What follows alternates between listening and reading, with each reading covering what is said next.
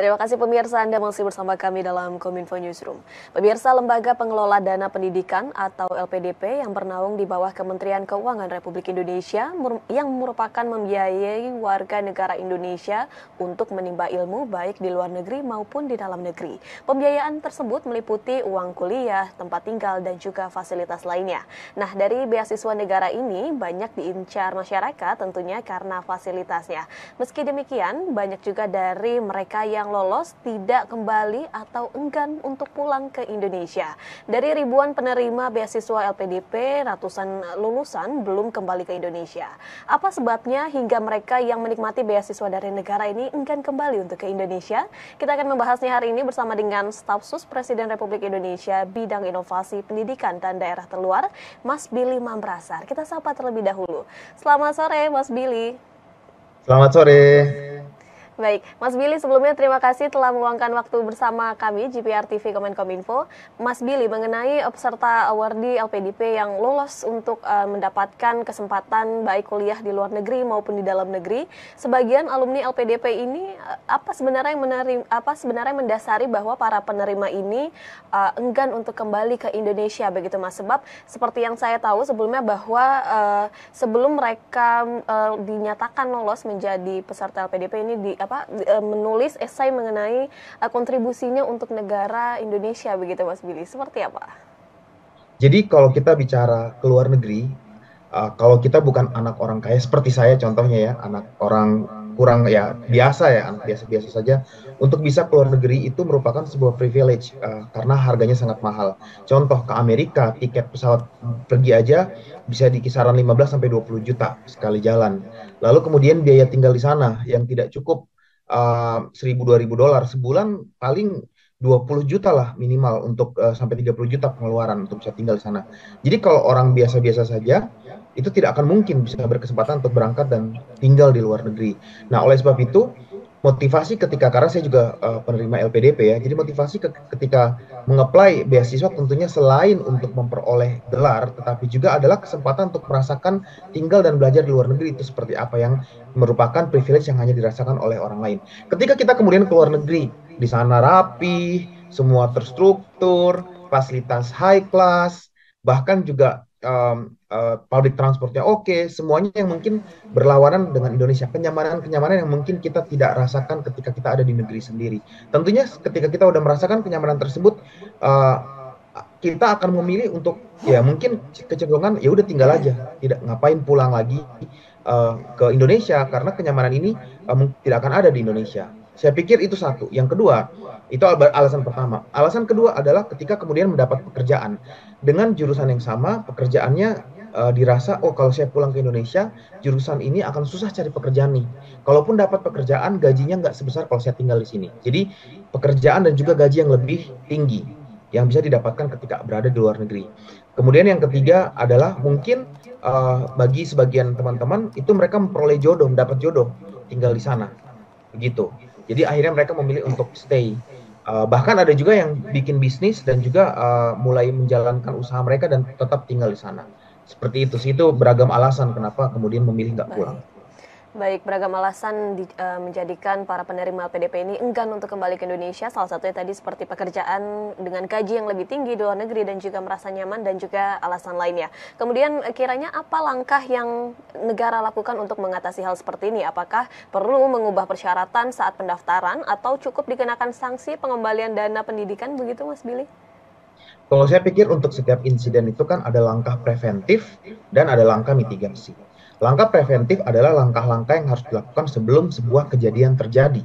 Langkah mitigasi adalah langkah yang harus dilakukan kalau hal tersebut sudah terjadi.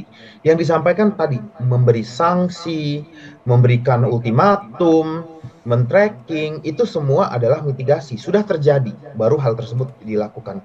Langkah preventif itu yang paling penting sebenarnya, bagaimana mendeteksi sejak awal. komitmen dari penerima beasiswa ini bahwa mereka nasionalis sejati, bahwa mereka Indonesianis sejati, bahwa mereka sadar mereka belajar dengan uang rakyat, bahwa mereka sadar mereka belajar dari uang pajak yang dibayarkan oleh rakyat yang berharap agar ketika mereka studi, mereka boleh kembali ke Indonesia untuk berkontribusi membangun negaranya. Oleh sebab itu, langkah preventif ini harus dibuat satu, perbaikan seleksi dengan mekanisme yang mendeteksi bahwa seorang awardee itu loyal, nasionalis, dan akan berkontribusi buat negaranya. Yang kedua adalah memastikan kontrak-kontrak itu yang disusun itu begitu jelas, menuangkan kewajiban-kewajiban dan konsekuensi hukumnya apabila mereka melanggar kewajiban tersebut. Dan yang ketiga adalah, masih di preventif ya, yang ketiga adalah pelatihan-pelatihan. Saya pikir ini sudah dilakukan oleh LPDP saat ini, seperti PK, persiapan keberangkatan. Dalam PK itu ada komponen-komponen yang seperti kita lihat di video ini ya, video di TV saat ini adalah PK, persiapan keberangkatan. Dalam modul-modul persiapan keberangkatan itu, pihak LPDP telah mengajarkan atau memberikan input-input nasionalisme, input kenapa kita ini pergi sebagai pahlawan bangsa, memberikan semangat yang berkobar bahwa kita harus kembali untuk membangun negara kita. Itu semua diberikan di PKI. Seperti itu. Nah, sekarang yang kedua adalah mitigasi. Apa yang harus dilakukan di mitigasi? Saya pikir ini juga LPDP sedang melakukannya saat ini dengan baik ya. Men-tracking, mendatabase mereka ada di mana saja. Dan bekerja sama dengan imigrasi dan juga Kementerian Luar Negeri dan juga kedutaan besar di luar negeri untuk men-tracking keberadaan mereka bahwa pada periode tertentu mereka harus kembali. Ketika mereka nggak kembali, mereka harus di-tracking di mana mereka berada, apakah melalui medsos, apakah melalui informasi source yang lain, untuk melakukan untuk mengenforce ya, mengenforce hukum atau perjanjian atau perundang-undangan yang telah mereka langgar, dengan cara memaksakan bahwa mereka, bukan memaksakan ya, tetapi mereka secara sadar bersumpah dan berjanji menandatangani surat tersebut, sehingga mereka harus memperoleh konsekuensi-konsekuensi hukum ketika mereka kemudian melanggar perjanjian tertulis tersebut. Saya pikir ini sudah dan sedang dilakukan oleh LPDP saat ini. Ya, adapun langkah yang sudah dilakukan oleh negara untuk hal ini ialah dengan dua cara ya tadi Mas Billy, dengan cara preventif dan juga mitigasi dengan bekerja sama dengan pihak terkait. Kemudian Mas Billy, apa kiranya dampak yang dirasakan oleh negara akibat dari para penerima beasiswa ini untuk menolak pulang? Kerugian selain materi apa yang dirasakan oleh negara, Mas Billy? Jadi bayangkan bahwa kalau kita menghitung kemarin sekitar 413 alumni yang belum pulang. Nah, beasiswa ini aku sama ratakan aja semuanya ngambil masters ya. Karena kalau ngambil doktor seperti saya, itu kan biayanya berbeda ya. Biayanya berbeda, lebih mahal. Tapi kalau kita ngambil rata-rata master di Amerika Serikat, mereka akan menghabiskan dalam waktu 2 tahun tersebut sekitar 3 hingga 4 miliar. Ada 413 alumni yang belum pulang. Artinya kalau kita kalikan 413 alumni dengan biaya kuliah mereka saja, ini baru biaya kuliah. Kita belum menghitung biaya buku, biaya tinggal, kita belum menghitung uang tiket bolak-balik, asuransi kesehatan, macam-macam. Kita ambil saja biaya SPP.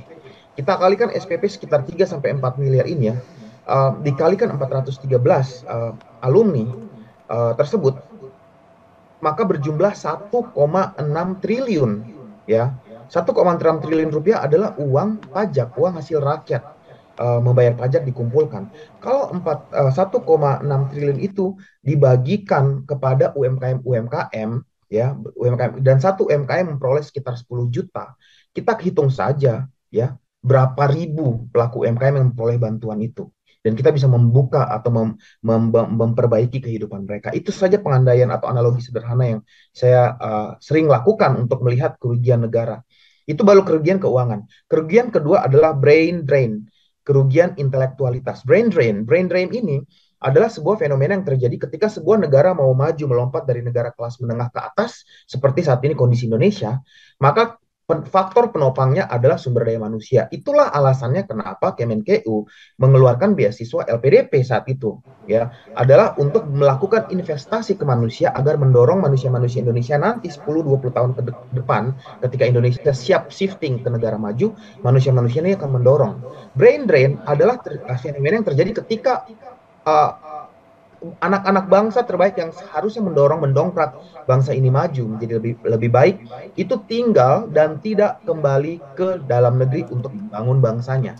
Brain drain ini akan menghambat Indonesia untuk terakselerasi menuju kepada negara maju sesuai dengan cita-cita kita. Cita-cita kita Indonesia emas 2030 gitu. Seperti itu. Ya, baik.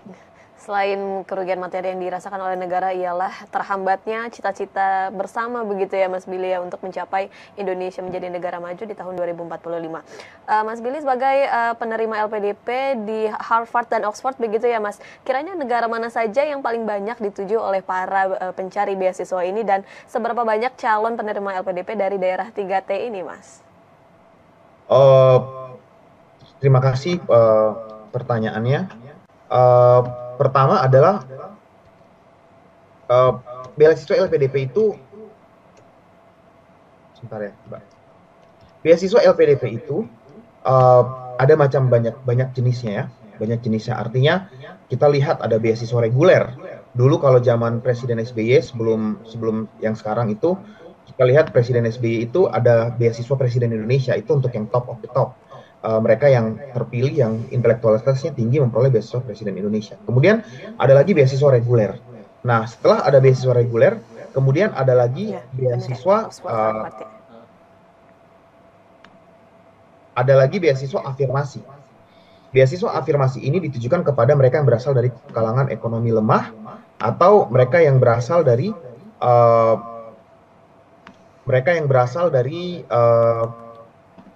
keluarga prasejahtera, ekonomi lemah, atau mereka yang berasal dari daerah-daerah geografis tertentu kayak daerah Indonesia Timur. Itu ada program beasiswa Indonesia. Saya kebetulan penerima beasiswa Indonesia Timur ya, BIT. Itu diberikan khusus kepada anak-anak Indonesia Timur dari 5 provinsi. Ya, 5 provinsi di Indonesia Timur. Dan ada juga beasiswa santri, ada juga macam-macam beasiswa yang lain.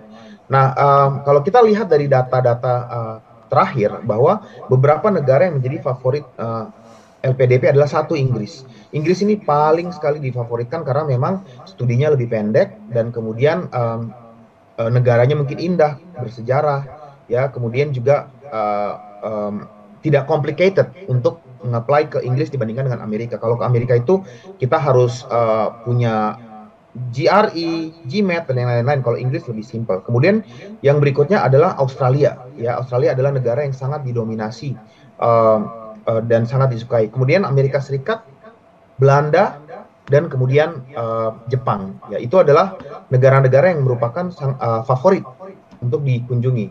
Belum kita hitung negara-negara Asia lain ya yang dekat-dekat ya. Seperti itu. Seperti itu Mbak, kurang lebih. Baik. Mas Billy, kemudian para pelajar atau mahasiswa yang tinggal di daerah 3T ini kan apakah memiliki tantangan yang berbeda dibandingkan dengan masyarakat perkotaan lainnya begitu? Apa kemudian upaya dari peran pemerintah dalam mengembangkan pendidikan bagi masyarakat di daerah 3T ini, Mas Billy? Saya pikir apa yang dilakukan saat ini sudah sangat baik sekali ya, yang dilakukan oleh LPDP untuk melakukan diversifikasi jenis-jenis beasiswa LPDP tadi. Nah, untuk 3T itu ada beasiswa afirmasi 3T untuk daerah-daerah terluar, termiskin ya, seperti Papua, NTT, Aceh, Maluku itu. Lalu kemudian ada beasiswa Indonesia Timur yang juga khusus untuk daerah-daerah terluar. Nah, kemudian untuk beasiswa untuk daerah terluar ini kita membayangkan bahwa akses pendidikan dasar untuk kami saja sulit. Jumlah SMA sedikit, jarak SMA jauh, sehingga tingkat aksesibilitas terhadap tingkat pendidikan menengah itu cukup rendah. Lalu kemudian kualitas perguruan tinggi juga masih secara rata-rata masih di bawah tingkat nasional. Nah, ini yang membuat ketika kita mau mengambil skor-skor standar untuk apply ke luar negeri. Skor-skor standar itu adalah kalau misalnya kita mau sekolah ke Amerika, itu ada tes yang namanya GRE. Ya, GRE itu sebuah tes untuk mengukur kemampuan kita di mana rata-rata kami dari Indonesia Timur itu ketika kami mengambil skor kami secara agregat itu rendah dibandingkan dengan teman-teman dari wilayah lain Indonesia. Yang kedua, jangan lupa ada standar minimum bahasa Inggris kayak TOEFL atau IELTS yang menjadi tantangan terbesar juga untuk kita mendaftar ke luar negeri. Nah, kalau anak-anak di Pulau Jawa misalnya akses ke kursus bahasa Inggris itu available di mana-mana. Anak-anak dari SD, SMP juga sudah jago bahasa Inggris. Tapi mungkin kami di Papua mau kursus bahasa Inggris mahal, boro-boro biaya. Mungkin tempat kursusnya saja di tempat saya tidak ada. Mau tes IELTS atau melakukan simulasi nggak ada tes IELTS. Nah, apa yang dilakukan oleh LPDP cukup bagus untuk afirmasi. Mereka kemudian mengkhususkan ada program persiapan keberangkatan dan program persiapan bahasa yang dalam periode tertentu kita di dalam satu camp, dalam satu tempat, kita belajar full. Sebagian belajar 3 bulan, sebagian 6 bulan. Ya, sampai terjadi peningkatan skor. Dalam persiapan keberangkatan dan persiapan bahasa tersebut, kita juga dibimbing tentang apa itu rasanya studi di luar negeri. Bagaimana menghadapi culture shock. Kita dibimbing bagaimana mengisi tes GRE. Bahkan terobosan LPDP terbaru di tahun lalu adalah mereka meniadakan skor minimum untuk anak-anak dari Indonesia Timur, dari Papua, yaitu skor minimum TOEFL atau IELTS tidak ada. Karena mereka menyeleksi yang terbaik, lalu mereka kemudian bimbing bahasanya untuk mendongkrak available. Saya pikir ini afirmasi yang sudah cukup baik sekali, seperti itu, dilakukan oleh pemerintah.